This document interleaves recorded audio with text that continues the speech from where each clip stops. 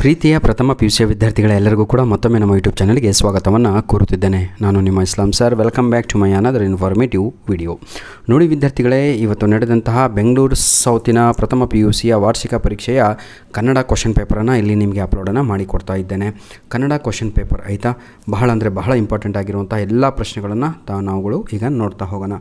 ಈ ಒಂದು ಪ್ರಶ್ನೆ ಪತ್ರಿಕೆಯನ್ನು ನಮಗೆ ಕಳಿಸಿಕೊಟ್ಟಂಥ ಸಾಮ್ಯೂಲ್ ಅವರಿಗೆ ಧನ್ಯವಾದಗಳನ್ನು ತಿಳಿಸ್ತಾ ಇದ್ದೇನೆ. ಪಿನಾಕಿ ಎಂದರೆ ಯಾರು ಅಂತ ಇದೆ. ಮೊದಲನೆಯ ಪ್ರಶ್ನೆಗೆ ಸರಿಯಾದ ಉತ್ತರ ಬಂದು ಶಿವ ಅನ್ನುವಂಥದ್ದು ಸರಿಯಾದ ಉತ್ತರ ಆಗಿರುತ್ತೆ. ದಯೆ ಧರ್ಮದ ಏನಿದು ನೋನೆ ಯಾವುದಕ್ಕೆ ಇರುವುದಿಲ್ಲ ಅಂತ ಇದೆ. ಅದಕ್ಕೆ ಸರಿಯಾದ ಉತ್ತರ ಬಂದು ಕಟುಕನ ಮನಸ್ಸಿಗೆ ಅಂತ. ಕ್ವಶನ್ ನಂಬರ್ 3, ಚೋಳ ದೇಶವನ್ನು ಆಳುತ್ತಿದ್ದ ದೊರೆ ಯಾರು ಅಂತ ಇದೆ. ಇದಕ್ಕೆ ಸರಿಯಾದ ಉತ್ತರ ಕರಿಕಾಳ ಚೋಳ ಅನ್ನುವಂಥದ್ದು ರೈಟ್ ಆನ್ಸರ್ ಆಗಿರುತ್ತೆ. ಕ್ವಶನ್ ನಂಬರ್ 4, ಅರಸ್ ಕೇಳ್ ಸೌಮಿತ್ರಿ ವೈದೇಹಿಯಂ ಕೊಂಡು ತೆರಳುವ ಇದನ್ನೆಲ್ಲ ಓದ್ಕೊಳ್ಳಿ. ಇಲ್ಲಿ ಅರಸ ಎಂದರೆ ಯಾರು ಅಂತ ಕೇಳಲಾಗಿದೆ. ಸ್ವಲ್ಪ ಇಲ್ಲಿ ನನಗೆ ಡೌಟ್ ಇದೆ ಆಯಿತಾ. ತಾವುಗಳು ಕಮೆಂಟ್ ಮುಖಾಂತರ ನನಗೆ 4th ಕ್ವಶನ್ಗೆ ಆನ್ಸರನ್ನು ತಿಳಿಸಿ ಮಕ್ಕಳೇ, ಬೇಜಾರಾಗಬೇಡಿ. ಶಿಶು ಮಕ್ಕಳು ಹೂ ತರಲು ಎಲ್ಲಿಗೆ ಹೋಗಿದ್ದರು ಅಂತ ಇದೆ. 5ನೆಯ ಪ್ರಶ್ನೆಗೆ ಸರಿಯಾದ ಉತ್ತರ ಕಡ್ಡಿ ಹಳ್ಳಕ್ಕೆ ಅನ್ನುವಂಥದ್ದು ರೈಟ್ ಆನ್ಸರ್ ಆಗಿರುತ್ತೆ. ಕ್ವಶನ್ ನಂಬರ್ 6, ಹಲಸಿನ ಮರ ಮಾರಿದ್ದರಿಂದ ಕರಿಸಿದ್ದೇಗೌಡನಿಗೆ ಸಿಕ್ಕ ಹಣವೆಷ್ಟು ಅಂತ ಇದೆ. 6ನೆಯ ಪ್ರಶ್ನೆಗೆ ಸರಿಯಾದ ಉತ್ತರ 250 ರೂಪಾಯಿಗಳು ಅನ್ನುವಂಥದ್ದು ರೈಟ್ ಆನ್ಸರ್ ಆಗಿರುತ್ತೆ. ಗ್ರಾಮದ ಆದಿದೇವತೆ ಯಾರು ಅಂತ ಇದೆ. ಇದಕ್ಕೆ ಸರಿಯಾದ ಉತ್ತರ ನಾಗಮ್ಮ ಅನ್ನುವಂಥದ್ದು ಸರಿಯಾದ ಉತ್ತರ ಆಗಿರುತ್ತೆ. ಕ್ವಶನ್ ನಂಬರ್ 8, ಮಾಸ್ತರಿಗೆ ಇನ್ನೂ ಇಷ್ಟು ವರ್ಷ ಸೇವೆ ಇತ್ತು ಅಂತ ಇದೆ. 8ನೆಯ ಪ್ರಶ್ನೆಗೆ ಸರಿಯಾದ ಉತ್ತರ 10 ಅಂದರೆ ಬಿ ಆಗಿರುತ್ತೆ. ಬೋಳೆಶಂಕರನಿಂದ ಬೇರು ಕಿತ್ತುಕೊಳ್ಳಲು ಪಿಚಾಚಿ ಯಾವ ವೇಷದಲ್ಲಿ ಬರುತ್ತದೆ ಅಂತ ಇದೆ. 9ನೆಯ ಪ್ರಶ್ನೆಗೆ ಸರಿಯಾದ ಉತ್ತರ ನಾಯಿನ ಅಥವಾ ಮುದುಕಿನೋ, ಮುದುಕಿ ಅನ್ನುವಂಥದ್ದು ಸರಿಯಾದ ಉತ್ತರ ಆಗಿರುತ್ತೆ. ರಾಜಕುಮಾರಿಗೆ ಬಂದ ರೋಗ ಯಾವುದು. 10ನೆಯ ಪ್ರಶ್ನೆಗೆ ಹೊಟ್ಟೆ ನೋವು ಅನ್ನುವಂಥದ್ದು ಸರಿಯಾದ ಉತ್ತರ. ನೋಡಿ ವಿದ್ಯಾರ್ಥಿಗಳೇ, ಏನಾದರೂ ಉತ್ತರಗಳು ತಪ್ಪಿದ್ದಲ್ಲೇ ತಾವುಗಳು ಕಮೆಂಟ್ ಮುಖಾಂತರ ಸರ್ 1ನೆಯ ಪ್ರಶ್ನೆಗೆ ಇದೇ ಉತ್ತರ ಅಂತ ಕಳಿಸಿಕೊಡಿ. ನೋ ಪ್ರಾಬ್ಲಮ್, ಮನುಷ್ಯ ಅಲ್ವಾ, ಎಲ್ಲರೂ ಕೂಡ ತಪ್ಪಾಗುತ್ತೆ. ಅಲ್ಲಮ್ಮ ಪ್ರಭುವಿನ ಅಂಕಿತ ನಾಮ ಯಾವುದು. ಗುಹೇಶ್ವರ ಅನ್ನುವಂಥದ್ದು 100% ಸರಿಯಾದ ಉತ್ತರ. ಸೀತೆ ಯಾರಲ್ಲಿ ತಪ್ಪಿಲ್ಲವೆಂದು ಹೇಳುತ್ತಾಳೆ ಅಂತ ಇದೆ. ಅದಕ್ಕೆ ರಾಘವನಲ್ಲಿ ಅನ್ನುವಂಥದ್ದು ಸರಿಯಾದ ಉತ್ತರ ಆಗಿರುತ್ತೆ. ಕ್ವಶನ್ ನಂಬರ್ 3, ಕ್ಷತ್ರವಧೆ ಮಾಡಿದವನು ಯಾರು ಅಂತ ಇದೆ. ಅದಕ್ಕೆ ಜಮದಾಗ್ನಿ ಅನ್ನುವಂಥದ್ದು ಸರಿಯಾದ ಉತ್ತರ ಆಗಿರುತ್ತೆ. ಕ್ವಶನ್ ನಂಬರ್ 14, ಜ್ಯೋತಿಷ್ಯದ ಉಗಮವು ಎಲ್ಲಿ ಕಂಡುಬರುತ್ತದೆ ಅಂತ ಇದೆ. ಅದು ಖಗೋಳಶಾಸ್ತ್ರದಲ್ಲಿ ಕಂಡುಬರುತ್ತದೆ ಅಂತ ಆನ್ಸರು. ಕಪಿಲ ವಸ್ತುವಿನ ಇಂಧನ ಹೆಸರು ಯಾವುದು. ಇಂದಿನ ಹೆಸರು ಲಾರ್ ಕೋಟ್ ಅನ್ನುವಂಥದ್ದು ಸರಿಯಾದ ಉತ್ತರ ಆಗಿರುತ್ತೆ. ಈಗ ನಾವು ಮ್ಯಾಚ್ ದ ಫಾಲೋಯಿಂಗನ್ನು ನೋಡೋಣ ವಿದ್ಯಾರ್ಥಿಗಳೇ. ಹೊಂದಿಸಿ ಬರೆಯಿರಿ. ದುರ್ಯೋಧನ ವಿಲಾಪ ಅದಕ್ಕೆ ರನ್ನ ಅನ್ನುವಂಥದ್ದು ಸರಿಯಾದ ಉತ್ತರ ಆಗಿರುತ್ತೆ. ಅಕ್ಕ ಮಹಾದೇವಿ ಚೆನ್ನಮಲ್ಲಿಕಾರ್ಜುನ. ಸೌಮಿತ್ರಿ ಅಂತ ಇದೆ. ಅದಕ್ಕೆ ಸರಿಯಾದ ಉತ್ತರ ಲಕ್ಷ್ಮಣ ಅಂತ. ಅಖಂಡ ಭಾರತ ಅಖಂಡ ಕರ್ನಾಟಕ ಕುವೆಂಪು ಅಂತ. ಎಂದಿಗೆ BC ರಾಮಚಂದ್ರ ಶರ್ಮಾ ಅನ್ನುವಂಥದ್ದು ಸರಿಯಾದ ಉತ್ತರ ಆಗಿರುತ್ತೆ. ನೋಡಿ ವಿದ್ಯಾರ್ಥಿಗಳೇ, ಇಲ್ಲಿಗೆ ಸಂಪೂರ್ಣವಾಗಿ ಪಾರ್ಟ್ A 20 ಅಂಕ ಕಂಪ್ಲೀಟ್ ಆಯಿತು. ಪಾರ್ಟ್ B ನಾವು ನೋಡೋದಾದರೆ ಎಲ್ಲ 2 ಅಂಕದ ಪ್ರಶ್ನೆಗಳು, ಇಂಪಾರ್ಟೆಂಟ್ ಕ್ವಶನ್ಸ್ಗಳನ್ನು ನಾವು ಈಗ ನೋಡಿಕೊಡ್ತಾ ಹೋಗಬಹುದಾಗಿದೆ.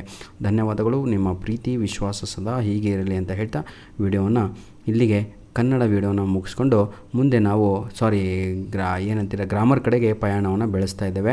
ಇದು ನಿಮ್ಮ ಪ್ರೋಸು ಹಾಗೂ ಪೊಯಿಟ್ರಿ ಸೆಷನ್ನಿನ ಭಾಗವನ್ನು ಇಲ್ಲಿಗೆ ಕಂಪ್ಲೀಟ್ ಮಾಡ್ತಾ ಇದ್ದೇವೆ. ಬನ್ನಿ ಈಗ ವಿದ್ಯಾರ್ಥಿಗಳೇ ಸ್ವಲ್ಪ ಗ್ರಾಮರನ್ನು ಕಲಿಯೋಣ. ಯಾವುದಾದ್ರೂ 2 ಪ್ರಶ್ನೆಗಳಿಗೆ 5 ವಾಕ್ಯಗಳಲ್ಲಿ ಇದು ನಿಮ್ಮ ಇದು ಭಾಗ ಅಲ್ವಾ, ಇದು ಕೂಡ ಮುಗಿಬೇಕು. ಐ ಥಿಂಕ್ 43ರಿಂದ ಬರುತ್ತೇನೋ ಅಲ್ವಾ, 46 ಅನಿಸುತ್ತೆ. ನೋಡಿ, ಬೋಳೆಶಂಕರ ಇದು ಕೂಡ ಇದೆ. ಇವೆಲ್ಲ ಕಲ್ಕಳಿ. ಭಾಷಾಭ್ಯಾಸ ಬಂತು ನೋಡಿ ಸರ್ ಗ್ರಾಮರು. ಈ ಒಂದು ಗ್ರಾಮರ್ ಕೆಳಗಿನ ಪ್ರಶ್ನೆಗಳಿಗೆ ಯಾವುದಾದ್ರೂ 4 ಪ್ರಶ್ನೆಗಳಿಗೆ ಸೂಚನಾನುಗುಣವಾಗಿ ಉತ್ತರಿಸಿ ಅಂತ ಇದೆ. 2 ಪದಗಳಿಗೆ ನಾನರ್ಥ ಬರೆಯಿರಿ. ಕಾಡು ಅಂತ ಇದೆ. ಕಾಡು ಹೇಳಿ ನೋಡೋಣ. 45ನೆಯ ಪ್ರಶ್ನೆಗೆ ನಾನರ್ಥಕ ಪದ ಕಾಡು ಅಂದರೆ ಅರಣ್ಯ ಅಂತ, ಹೌದಲ್ವಾ, ವನ ಅಂತ. ಈಗ ಮುಂದಿನ ಪ್ರಶ್ನೆಗಳಿಗೆ ನೀವೇ ನನಗೆ ಉತ್ತರವನ್ನು ಕೊಡಿ. 46ನೆಯ ಪ್ರಶ್ನೆ 2 ಪದಗಳಿಗೆ ಗ್ರಾಂಥಿಕ ರೂಪವನ್ನು ಬರೆಯಿರಿ. ಏಗ ಅಂತ ಇದೆ. ಯೋಗ ಅನ್ನುವಂಥದ್ದು ಸರಿಯಾದ ಉತ್ತರ. ರೌಸ ಅಂತ ಇದೆ. ಅದಕ್ಕೆ ರಭಸ ಅನ್ನುವಂಥದ್ದು ಸರಿಯಾದ ಗ್ರಾಂಥಿಕ ರೂಪ ಪದ.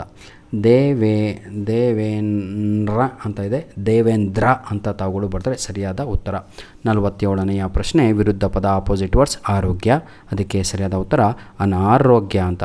ಸುಖ ಅಂತ ಇದೆ, ಅದಕ್ಕೆ ಸರಿಯಾದ ಉತ್ತರ ದುಃಖ ಅಂತ. ನಂಬಿಕೆ ಅಂತ ಇದೆ, ಅಪನಂಬಿಕೆ ಅನ್ನುವಂಥದ್ದು ಸರಿಯಾದ ಉತ್ತರ ಆಗಿರುತ್ತೆ. 48ನೆಯ ಪ್ರಶ್ನೆ, 2 ಪದಗಳನ್ನು ಬಿಡಿಸಿ ಬರೆಯಿರಿ. ಜಲಾಂಜಲಿ ಅಂತ ಇದೆ, ಜಲ ಪ್ಲಸ್ ಅಂಜಲಿ ಅನ್ನುವಂಥದ್ದು ಸರಿಯಾದ ಉತ್ತರ. ಶಿವಾಲಯ ಅಂತ ಇದೆ, ಶಿವ ಪ್ಲಸ್ ಆಲಯ ಅನ್ನುವಂಥದ್ದು ಸರಿಯಾದ ಉತ್ತರ. ಕಾವೇರಿ ಅಂತ ಇದೆ, ಕಾವು ಪ್ಲಸ್ ಏರಿ ಅನ್ನುವಂಥದ್ದು ಸರಿಯಾದ ಉತ್ತರ ಆಗಿರುತ್ತೆ. ಕ್ವಶನ್ ನಂಬರ್ 49, 2 ನುಡಿಗಟ್ಟುಗಳನ್ನು ನಿಮ್ಮ ಸ್ವಂತ ವಾಕ್ಯಗಳಲ್ಲಿ ಬರೆಯಿರಿ ಅಂತ ಇದೆ. ಕಾಲು ಕೀಳು ಅಂತ ಇದೆ, ಕಳ್ಳರು ಪೊಲೀಸರನ್ನು ನೋಡಿ ಆ ಸ್ಥಳದಿಂದ ಕಾಲನ್ನು ಕೀಳುತ್ತಾರೆ ಅಂತ. ಅಜಗಜಾಂತರ ಅಂತ ಇದೆ, ಹೌದಲ್ವಾ? ಬಡವರ ಹಾಗೂ ಶ್ರೀಮಂತರ ನಡುವೆ ಅಜಗಜಾಂತರ ವ್ಯತ್ಯಾಸ ಇರುತ್ತದೆ ಅಂತ. ನೆಕ್ಸ್ಟು 2 ಪದಗಳಿಗೆ ತತ್ಸಮ ತದ್ಭವವನ್ನು ಬರೆಯಿರಿ. ಮುಖ ಅಂತ ಇದೆ, ಅದಕ್ಕೆ ತಾವುಗಳು ಮೊಘ ಅಂತ ಬರಿಬೇಕು. ಮೋ ಬರೆದು ಘ ಬರಿಬೇಕು, ಘ ಗಣಪತಿ ಘ. ಮೃದು ಅಂತ ಇದೆ, ಇದಕ್ಕೆ ಮಿದು ಅಂತ ಬರಿಬೇಕು, ಮಿದು ಆಯಿತಾ.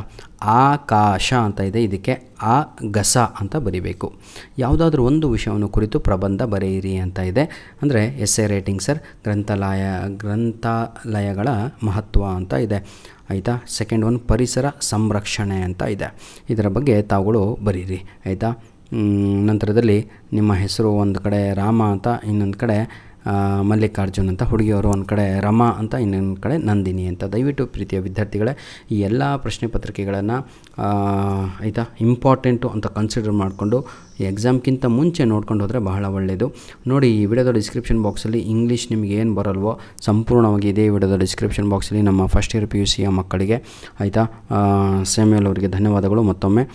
ಎಲ್ಲರೂ ಕೂಡ ದಯವಿಟ್ಟು ನಮ್ಮ ವೀಡಿಯೋಸ್ಗಳನ್ನು ನಿಮ್ಮ ಫ್ರೆಂಡ್ಸ್ಗಳಿಗೆ ಶೇರ್ ಮಾಡೋದನ್ನು ಮರೆಯಬೇಡಿ ಅಂತ ಹೇಳ್ತಾ ವಿಡಿಯೋನ ಇಲ್ಲಿಗೆ ಮುಗಿಸ್ತಾ ಇದ್ದೇವೆ. God bless you all the best, do well my dear children. ಏನಾದರೂ ತೊಂದರೆ ಇದ್ದಲ್ಲಿ ಅಥವಾ ಡೌಟ್ಸ್ ಇದ್ದಲ್ಲಿ ತಾವುಗಳು ಕಮೆಂಟ್ ಮುಖಾಂತರ ನಮಗೆ ತಿಳಿಸಿ ಅಂತ ಹೇಳ್ತಾ ವಿಡಿಯೋನ ಇಲ್ಲಿಗೆ ಮುಗಿಸ್ತಾ ಇದ್ದೇನೆ. God bless you all.